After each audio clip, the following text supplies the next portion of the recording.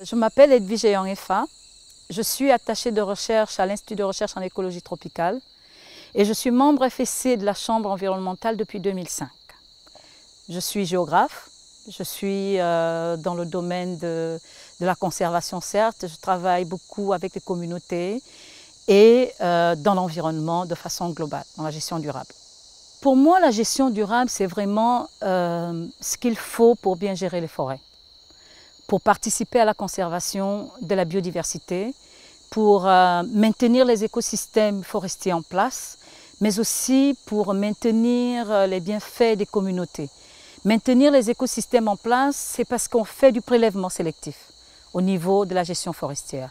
Il faut respecter les procédures environnementales, sociales, pour avoir des bénéfices économiques viables derrière tout ça. Une entreprise qui fait dans la gestion durable, c'est cette entreprise qui protège la forêt et derrière les communautés qui vivent de cette forêt. Donc c'est aujourd'hui en réalité ce qu'il faut pour les forêts du bassin du Congo.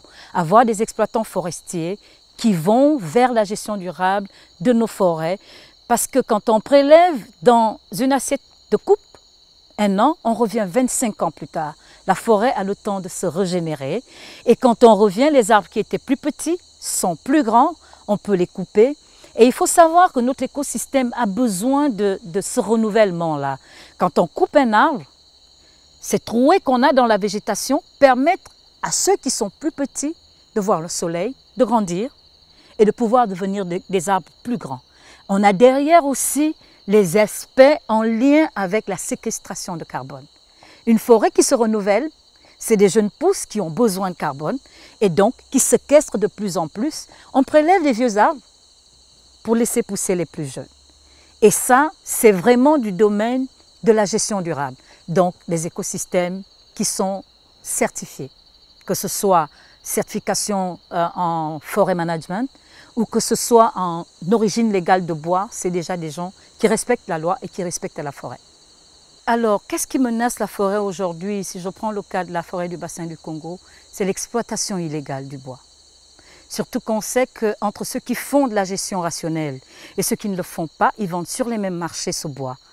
Et ils ont les mêmes clients, ils ont les mêmes personnes qui achètent, alors qu'ils ne respectent pas les mêmes procédures. Ils ne protègent pas l'environnement de la même façon. La grande menace, c'est sans gestion durable, la forêt est vouée aux coupeurs de bois, mais pas aux récolteurs. Aujourd'hui, on a des gens qui récoltent. Ils prennent ce qui est nécessaire pour les besoins de maintenant et de demain. Ils laissent la forêt se reposer pour revenir plus tard pour prélever la ressource qui est nécessaire. Laisser la gestion durable, c'est laisser la forêt entre les mains des agro-industries qui, eux, coupent tout pour pouvoir planter. On ne fait pas de plantation sans avoir tout coupé. Les forêts du bassin du Congo, gérées durablement toutes, il vaut mieux rêver et se dire qu'on n'aura peut-être pas d'ici 20 ans 100% de ces forêts gérées durablement.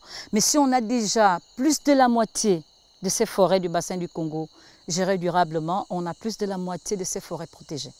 On aura plus de la moitié de ces forêts qui vont maintenir cette fonction de régulation du climat, cette fonction de préservation de la biodiversité. Il vaut mieux rêver que d'ici 20 ans, on pourrait avoir ça en amenant toutes les entreprises à la gestion durable. On a dans les zones essentielles, dans les zones de conservation, on a ces petites niches de conservation où les animaux se sentent en sécurité, où on retrouve une biodiversité de flore qui est particulière parce qu'elle a été conservée. On peut les retrouver dans ces concessions gérées durablement. Parce que c'est bien d'être lanceur d'alerte, mais c'est bien aussi, puisqu'on veut tous qu'on protège le bassin du Congo, accompagnons ces exploitants forestiers qui veulent bien faire pour que réellement ils fassent bien et continuent de faire bien.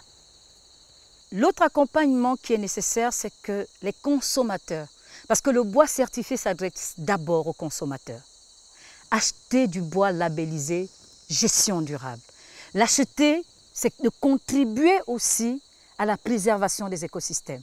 C'est de contribuer à la séquestration du carbone et différents avantages écosystémiques qu'offrent les forêts certifiées. L'une des rares ressources renouvelables sur Terre, c'est le bois. Il est coupé, les autres qui sont en dessous se renouvellent. C'est la ressource renouvelable qui séquestre le carbone, qui nous fait du bien à tous. Préservons notre nature.